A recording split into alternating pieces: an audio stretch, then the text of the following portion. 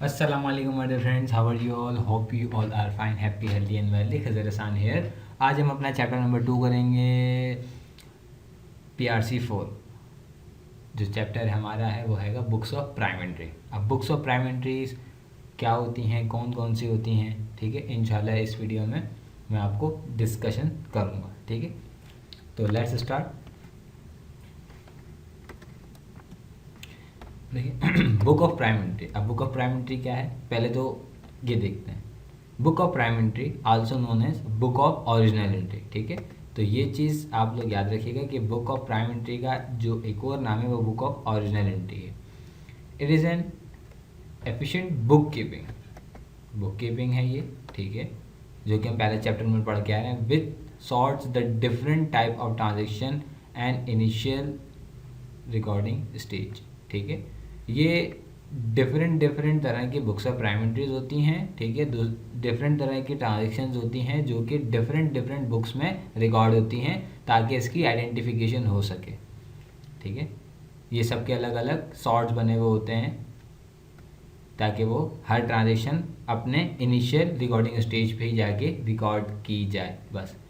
कह रहा the main book of primaries, there are 6 type of books of primaries: sales day book, purchase day book, sales return day book, purchase return day book, cash book and journal. देखें, अब हमें ये पता होना चाहिए what is what is sales day book. Sales day book में क्या होता है? For sales invoice to credit customer. Sales day book में हम सिर्फ और सिर्फ ओनली क्रेडिट की ट्रांजेक्शन्स रिकॉर्ड करेंगे या ऑन अकाउंट की ट्रांजेक्शन्स रिकॉर्ड करेंगे, या हम इसको और आसान अगर उर्दू में कह लें तो हम इसकी जितने भी माल उधार पे हम बेचेंगे ना, ये सारा हम सेल्स डे बुक में रिकॉर्ड करेंगे। इसका सोर्स डॉक्यूमेंट होता है सेल्स इनवॉइस, ठीक है। Then purchase day book. अब परचेज डे बुक में क्या होगा? देखिए, for purchases invoice from credit supplier, ठीक है। अब यहाँ पे हम जितना भी माल उधार पे ख़रीदेंगे इसको हम परचेज डे बुक में रिकॉर्ड करेंगे, ठीक है। ऑन अकाउंट पे जितना माल हम ख़रीदेंगे उधार पे वो हम सारा परचेज डे बुक में लिखेंगे। क्रेडिट लिखा है या ऑन अकाउंट लिखा है, दोनों सिमिलर है, ठीक है, कोई डिफरेंस नहीं है दोनों। बात एक ही है, उधार पे माल की है, माल गया है या आया है, ख़रीदा है या बेचा है। अब सेल्स रिटर्न डे बुक। अब सेल्स रिटर्न डे बुक क्या होती हैं? For credit note issued to customer. अच्छा, credit note issued to customer क्या होता है? देखें, ये जो क्रेडिट नोट इशूड होता है ना, ये हमारा होता है सोर्स डॉक्यूमेंट होता है ये, ठीक है। और परचेज डे बुक का सोर्स डॉक्यूमेंट परचेज इनवॉइस होती है। और यहाँ पे जो हमारे पास तीसरा है सेल्स रिटर्न डे बुक, इसमें हमारे पास सोर्स डॉक्यूमेंट क्या होता है? क्रेडिट नोट इशूड, ठीक है। इंशाल्लाह credit note issued, debit note received, ये सारा हम आगे फर्दर डिटेल में अच्छे से करेंगे। लेकिन यहाँ पे हम सिंपल अगर मैं बोलूँ कि सेल्स रिटर्न है, ठीक है। अब सेल्स रिटर्न किसका होगा? भाई जब हमने माल बेचा होगा उसका हुआ होगा, ठीक है। तो सेल्स रिटर्न जितनी भी हुई होगी ना, जितनी भी उधार वाली सेल्स रिटर्न हुई होगी, उधार, ठीक है, जितना भी हमने उधार में माल बेचा था उसका, उसमें से कुछ माल वापसी आ गया, वो सारा सेल्स रिटर्न डे बुक में रिकॉर्ड किया जाएगा, सिंपल। और उसके अगेंस्ट हम क्रेडिट नोट इशूड करते हैं। नेक्स्ट पे चलते हैं, परचेज रिटर्न डे बुक। अब यहाँ पे परचेज रिटर्न डे बुक में क्या होता है कि जितना माल हमने ख़रीदा हुआ होता है ना, सम टाइम ऐसा होता है कि माल जो हम लेते हैं, इन्वेंट्री जो हमारे पास आती है, जो हम परचेजेस करते हैं, सम टाइम ऐसा होता है कि वो डैमेज आइटम्स होते हैं, तो हमें समझ नहीं आता तो हम रिटर्न कर देते हैं सप्लायर को। तो जब हम रिटर्न सप्लायर को करेंगे तो परचेज रिटर्न डे बुक में रिकॉर्ड करेंगे, ठीक है। तो यहाँ पे क्या है? यहाँ पे हम क्रेडिट नोट रिसीव्ड करते हैं, ठीक है। यहाँ पे भी सोर्स डॉक्यूमेंट क्या है? Credit note received. अच्छा, यहाँ इशू है सेल्स रिटर्न डे बुक में, परचेज रिटर्न डे बुक में रिसीव्ड है, ठीक है, फ्रॉम सप्लायर। ये हम किससे लेते हैं? सप्लायर से लेते हैं।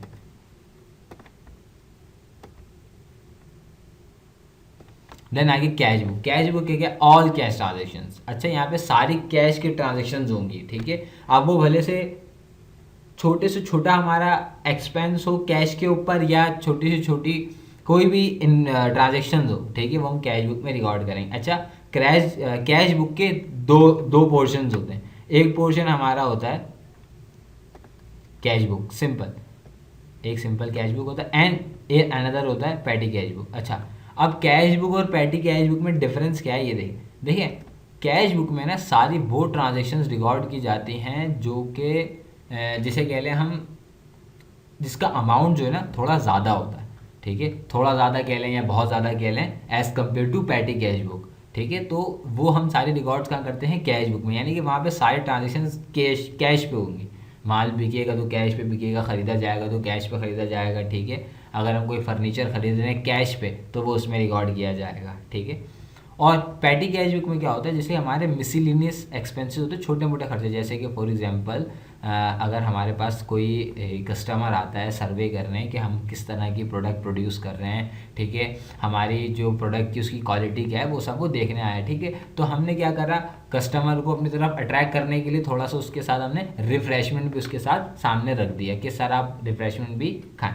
तो अब जो फॉर एग्जांपल अगर उसका रिफ्रेशमेंट आया है फॉर सपोज 250, 250 का आया, तो अब हमारे पास एक जगह पे कैश बुक चल रही है जहाँ पे हमारे पास 1 लाख, 1.5 लाख, 50 लाख, ठीक है, सही है, 1 मिलियन, 3 मिलियन की हमारे पास क्या चल रही है, सारी रिकॉर्ड्स आ रहे हैं कि इतना की सेल्स हुई है, इतनी परचेज हुई है, इतनी बड़ी बड़ी अमाउंट। अब वहाँ पे फॉर एग्जांपल सपोज करें कि छोटा सा अमाउंट लिखा हुआ 250 रुपये किस चीज़ के, कोल्ड ड्रिंक के या अदर बेकरी आइटम्स के, तो कितना आपको बुरा लगेगा। जाहिर सी बात है, अब आप एक चीज़ देख रहे हैं कि यार एक बुरी थीम चली, लेकिन उसके बाद ये बीच में कितना छोटा सा अमाउंट है। तो हम ये छोटे मोटे खर्चे के लिए जो है ना हम पैटी कैश बुक बनाते हैं, ठीक है। तो पैटी कैश बुक जो है वो ऑन बिहाफ कैश बुक के बिहाफ पे बनता है, ठीक है। मे बी प्रिपेयर्ड फॉर, देखिए यहाँ पे लिखा हुआ है स्मॉल कैश ट्रांजेक्शन, यहाँ पे छोटी मोटे कैश के ट्रांजेक्शन होंगे वो उसके लिए रिकॉर्ड किया जाता है। जर्नल किसके लिए होता है, फॉर ऑल अदर ट्रांजेक्शन। जैसे देखिए कि फॉर एग्जांपल कुछ ट्रांजेक्शन ऐसी होती हैं जो कि ऊपर की 5 बुक में रिकॉर्ड नहीं की जाती, तो वो कहाँ रिकॉर्ड की जाती है, वो रिकॉर्ड की जाती है जर्नल में। जैसे कि फॉर एग्जांपल जब हम कोई फर्नीचर जब हम उधार पे ख़रीदते हैं ऑन अकाउंट पे ख़रीदते हैं कोई फर्नीचर या कोई इक्विपमेंट या कोई मशीन, तो वो हम जर्नल में लिखते हैं, ठीक है। कह रहा है in practice many entities use different type of vouchers initial records the transaction in an accounting system. देखिए अब जब हम सेल्स वगैरह करते हैं तो हम क्या करते हैं, सेल इनवॉइस वगैरह इशू करते हैं, ठीक है। तो सम टाइम हमें अपनी कंपनी के अंदर भी रिकॉर्ड्स रखने पड़ते हैं, तो हम उसके लिए नॉर्मली वाउचर्स इस्तेमाल करते हैं जो कि हम इनिशियल रिकॉर्ड्स के लिए करते हैं। और वाउचर्स नॉर्मली हमारे इंटरनल यूज़ के लिए होता है, ठीक है। देन हमारे पास आ गया इंट्रोडक्शन। अब इंट्रोडक्शन में हम क्या पढ़ेंगे देखते हैं। कह रहा है book of prime entry are useful mean of summarising large number of similar transactions like credit sales, credit purchases, cash and bank receipts and payments. देखें अब यहाँ पे ना बुक ऑफ प्राइम एंट्री क्या करता है, large numbers of similar transactions होंगी जिसमें हमारे पास क्रेडिट सेल्स होगा, क्रेडिट परचेजेस होगा, मतलब कि हमने उधार में माल बेचा भी होगा, उधार में माल ख़रीदा भी होगा, कैश पे भी माल बेचा होगा, कैश हमने रिसीव भी किया होगा, ठीक है। हमारे पास कैश जो है बैंक में भी आया होगा, ठीक है, और हमने पेमेंट्स भी की होंगी, ठीक है। तो ये सारे ट्रांजेक्शन हम कहाँ रिकॉर्ड करते हैं, बुक ऑफ प्राइम एंट्री में। तो अब यहाँ पे ना सारी सिमिलर ट्रांजेक्शन्स होती हैं, जैसे कि क्रेडिट सेल्स और क्रेडिट परचेजेस, सिर्फ एक ही लफ्ज़ का फ़र्क है। जैसे कि यहाँ पे सेल्स है वहाँ परचेज है, तो मिलती जुलती हैं। यहाँ पे हम क्या कर सकते हैं, गलती कर सकते हैं। अगर हम एक जगह पे सब चीज़ें रिकॉर्ड करते हैं तो यहाँ हम गलती कर सकते हैं, इसीलिए हम क्या करते हैं, इनको इनके इनिशियल रिकॉर्ड्स पे रिकॉर्ड कर दिया जाता है, ठीक है। मतलब इनके शॉर्ट्स बनाए जाते हैं, इनके पोर्शंस बनाए जाते हैं, इनकी एक बुक बनाई जाती है जिसपे हम इनको रिकॉर्ड करते हैं। या इसकी और अच्छी एग्जाम्पल लें, जैसे कि फॉर एग्जाम्पल अगर जब हम अपना जैसे कि अभी हम सीए कर रहे हैं पीआरसी के लेवल में, तो यहाँ पे हम क्या करते हैं, अपने नोट्स बनाते हैं, ठीक है। नोट्स जब बनाते हैं तो या तो हम एक काम ये करते हैं कि हम सबके अलग अलग जर्नल ले लेते हैं, ठीक है, देन उसके ऊपर हम उनके नोट्स बनाते हैं। या हम क्या करते हैं, एक ही जर्नल लेते हैं, देन उसका क्या करते हैं, पोर्शन बनाते हैं, देन हम उसके बाद उसका क्या करते हैं, हमने एक बोल दे भाई एक पोर्शन हमारा पीआरसी 1 का, एक पोर्शन पीआरसी 2 का, एक 3 का, एक 4 का और एक 5 का, ठीक है। तो हम क्या करते हैं, डिवाइड कर देते हैं, ठीक है। एक कह रहा है बुक ऑफ प्राइम एंट्री और बुक ऑफ ओरिजिनल एंट्री, ठीक है। बात एक ही है। समटाइम एग्जामिनर आपसे ओरिजिनल एंट्री का पूछ सकता है, समटाइम प्राइम एंट्री का, तो इस चीज़ के लिए ध्यान रखिएगा। Are book where transaction are first recorded, ठीक है। अच्छा ये चीज़ याद रखिएगा कि बुक ऑफ प्राइम एंट्री या बुक ऑफ ओरिजिनल एंट्री वो होती हैं जहाँ पर सबसे पहले ट्रांजैक्शंस रिकॉर्ड की जाती हैं, इससे पहले कहीं नहीं रिकॉर्ड की जाती, सबसे पहले इसमें रिकॉर्ड की जाती। Instead of recording all transactions at one place, transactions are sorted and recorded in different book of prime entry at initial stage. This allows efficient processing of transaction in an accounting period. देखें अब जैसे कि for example हम जब accounting अपनी करते हैं तो वहाँ पे हमने सबके अलग अलग सॉर्ट्स बनाने पड़ते हैं, ताकि भाई हमें डिफ्रेंशिएट पता हो कि यहाँ पे हमने परचेजेस की हुई हैं, यहाँ पे सेल्स की हुई हैं, यहाँ पे हमने कैश में पेमेंट की हुई हैं, यहाँ पे कैश हमने रिसीव किया हुआ है, वॉटएवर, ठीक है। तो ये सारी चीज़ें हमारी क्या होती हैं, एक हमें देखते हुए भी अच्छा लगता है और हमें देख के एक आइडिया भी होता है कि हाँ यार ये सेल्स डे होगे तो यहाँ पे सारी क्रेडिट सेल्स होंगी, अगर ये परचेज डे होगे तो यहाँ पे सारी परचेजेस होंगी, यानी कि सारी परचेज होंगी ऑन क्रेडिट। अगर हमारे पास पता है सेल्स रिटर्न डे होगी तो मुझे पता है यहाँ पे सारी क्रेडिट माल जो हमने सेल्स किया था वो रिटर्न हुआ है, हमें रिटर्न हुआ है कस्टमर से। अगर मैं परचेज रिटर्न डे बुक देखूंगा तो मैं देखूंगा हाँ यार ये वो इन्वेंट्री है जो कि मैंने उधार पे बाय करी थी सप्लायर से, देन मैंने सप्लायर को माल अपना जो इन्वेंट्री वो रिटर्न की है सप्लायर को, ठीक है। देन यहाँ पे हमारे पास आ गए बुक ऑफ प्राइम एंट्रीज आ गई और इसकी ट्रांजेक्शन्स टाइप आ गई और सोर्स डॉक्यूमेंट आ गया, ठीक है। तो हम ऊपर थोड़े बहुत पढ़ के आए सोर्स डॉक्यूमेंट, तो इंशाल्लाह यहाँ भी करते हैं, ठीक है। Sales day book, sales journal भी कहते हैं इसको, ठीक है।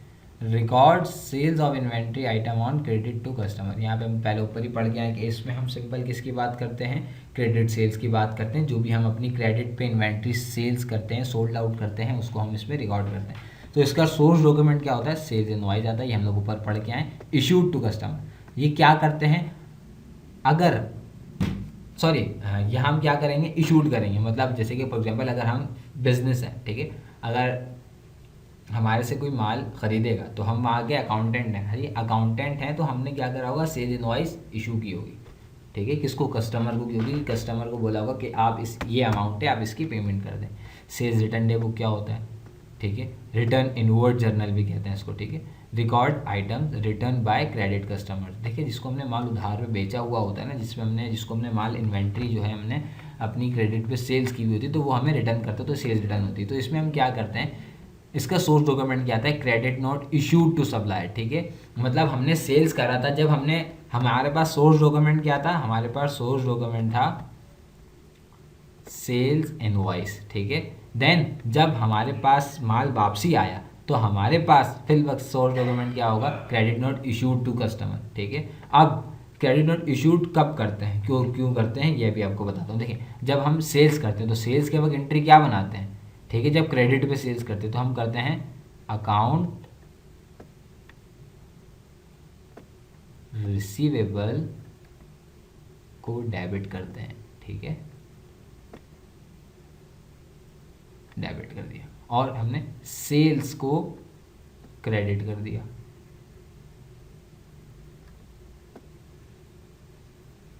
ये हमारी होती है एंट्री जब हम उसको माल अपना उधार पे बेचते हैं, ठीक है। लेकिन हम क्रेडिट नोट किस बिहाफ पे इशू करते हैं ये मैं भी आपको बता रहा हूँ। देखें जहाँ पे जब हमारे पास माल वापसी आया तो माल वापसी आया तो जब मैंने बेचा तो मेरा अकाउंट रिसीवेबल बढ़ा था, अब जब रिटर्न आया तो अकाउंट रिसीवेबल मेरा कम होगा, एग्री। तो जब अकाउंट रिसीवेबल कम होगा, अकाउंट रिसीवेबल एसेट है, इंक्रीज हुआ तो डेबिट कर था, अब डिक्रीज हुआ तो मैंने इसको अकाउंट रिसीवेबल को क्या कर दिया, क्रेडिट कर दिया, ठीक है। और अदर यहाँ पे दूसरी एंट्री क्या बना, क्योंकि डेबिट और क्रेडिट शुड बी इक्वल, ठीक है, ये रूल है। तो मैं यहाँ पे क्या लिखूंगा, यहाँ पे मैं लिखूंगा सेल्स रिटर्न, सही शॉर्ट फॉर्म लिख रहा हूँ, RET लिख रहा हूँ, सिंपल रिटर्न, सेल्स रिटर्न को मैं डेबिट करूँगा, एग्री। अब यहाँ पे देखिए मैंने क्रेडिट नोट, क्रेडिट नोट किस बिहाफ पे इशू करते हैं ये मैं अभी आपको बता। देखें यहाँ पे अकाउंट रिसीवेबल मैंने इसका क्या करा है, क्रेडिट करा है। जस्ट इस बिहाफ पे मैं क्या करूँगा, अपना क्रेडिट नोट इशू कर दूँगा मैं किसको, अपने कस्टमर को। ये चीज़ याद रखिएगा, ये बहुत टेक्निकल पोर्शन हैगा, ठीक है। देन आगे चलते हैं, फिर क्या है परचेज डे बुक। अब हमें पता है यहाँ पे परचेज जर्नल भी कहते हैं इसको, और purchase records, purchase day book में क्या होगा, रिकॉर्ड्स होती है purchases of inventory items on credit from supplier, मतलब हमने उधार पे माल खरीदा होता है सप्लायर से।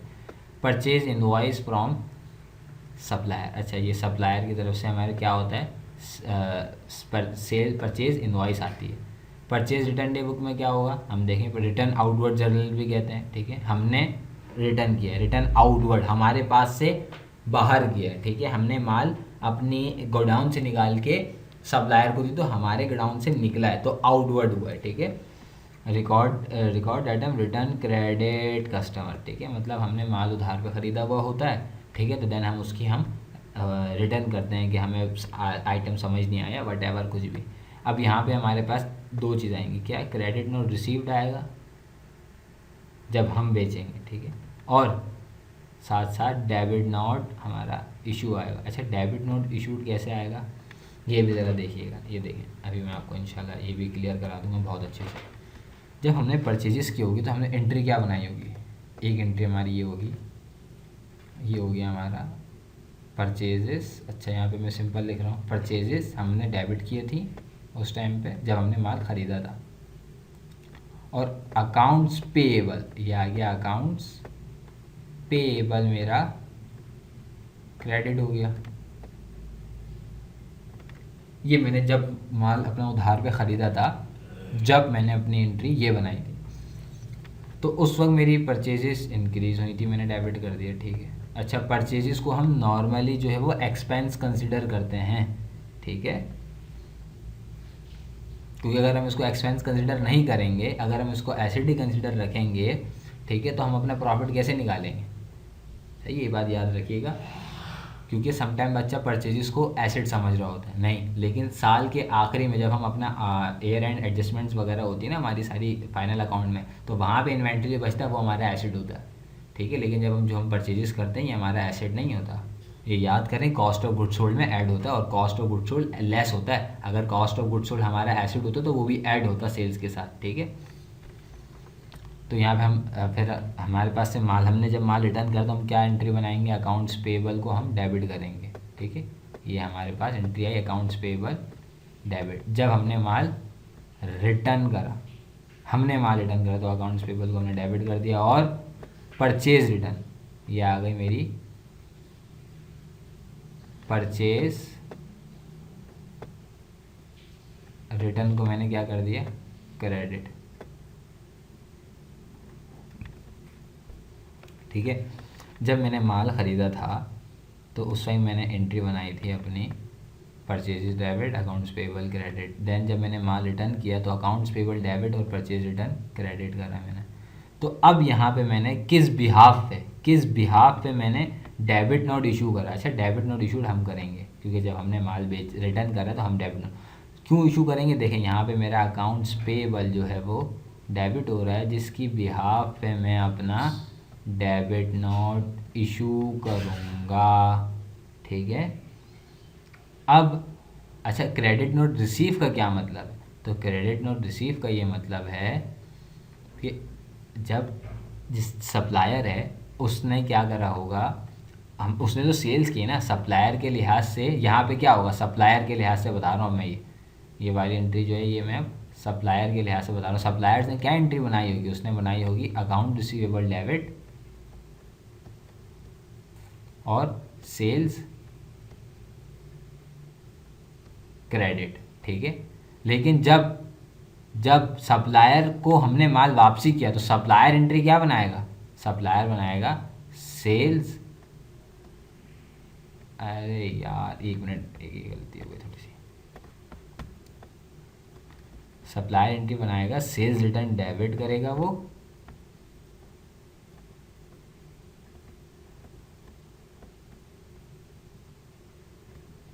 सेल्स रिटर्न को डेबिट करेगा और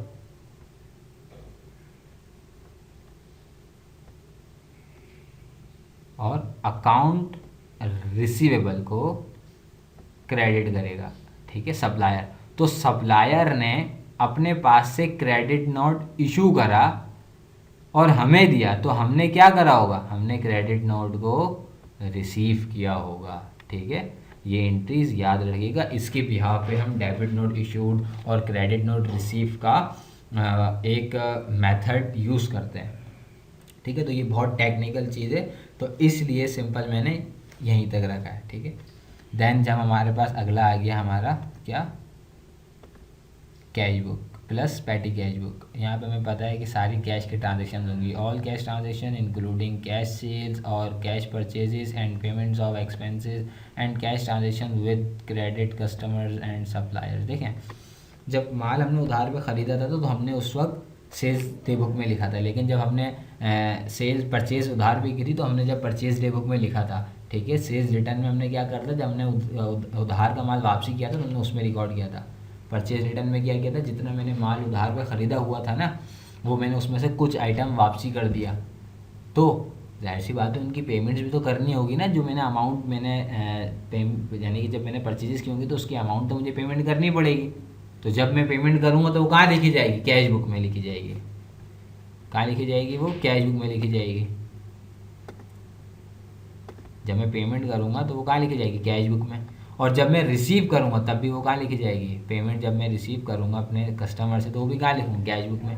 पैटी कैश बुक में आपको पता है सारे छोटे मोटे खर्चे होते हैं, चेक होता है, काउंटर फॉइल होता है, बैंक स्टेटमेंट, रिसिप्ट, ईटीसी। अब जर्नल आ गया। अब जर्नल देखते हैं क्या होता है, ठीक है। जर्नल में क्या होता है, record transaction that are not recorded in any of other book of prime original entry या prime entry, example non current asset bought on credit. देखिए मैंने इसकी मिसाल आपको ऊपर ही दे दी थी कि जर्नल हम किसकी रिकॉर्डिंग करते हैं, सिर्फ उन ट्रांजेक्शन्स की रिकॉर्डिंग करते हैं जो बाकी की ऊपर की 5 डे बुक्स में रिकॉर्ड नहीं की जाती, सिंपल बस। और कुछ आप इसमें ज़्यादा ना सोचें, ठीक है, ना समझने की कोशिश करें, सिंपल आप ये चीज़ रखें। तो यहाँ पे फॉर एग्जांपल कौन सी ट्रांजेक्शन है भाई जो बाकी इस 5 में रिकॉर्ड नहीं हो सकती, बाकी इस 5 में रिकॉर्ड नहीं हो सकती, सिर्फ इस ही में क्यों रिकॉर्ड होगी, सिर्फ इस ही में क्यों रिकॉर्ड होगी, क्योंकि हमने बताया हुआ है कि यहाँ पे इसकी आइडेंटिफिकेशन ये है कि हमने जब भी माल नॉन करंट एसेट उधार पे ख़रीदना है तो उसकी एंट्री हमने जर्नल में बनानी है। इसकी क्या होती है, इनवॉइस होता है, बिल्स होती हैं और अदर अथॉरिटीज़ होती हैं, अथोराइज डॉक्यूमेंट्स होते हैं, ठीक है। तो ये सारी चीज़ें हमारे पास जर्नल में होती है, ठीक है। तो इंशाल्लाह मिलते हैं अगली वीडियो में, जब तक के लिए अपना ध्यान रखिएगा और दुआओं में याद रखिएगा। और अगर आप लोगों को और भी कोई क्वेरीज़ वगैरह हैं तो आप कमेंट सेक्शन में मुझसे पूछ सकते हैं, इंशाल्लाह आपको हर चीज़ मिलेगी इंशाल्लाह। बस ये कि थोड़ा टाइम लगता है क्योंकि सारी स्टेटमेंट्स बनानी पड़ती हैं फिर, ठीक है। जब तक के लिए दुआ में याद रखिएगा। अल्लाह हाफ़िज़। और अगर अभी तक आपने चैनल सब्सक्राइब नहीं किया है तो काइंडली चैनल सब्सक्राइब करें और बेल आइकन को प्रेस करें ताकि हर न्यू अपडेट से आप आगाह रहें। अल्लाह हाफ़िज़।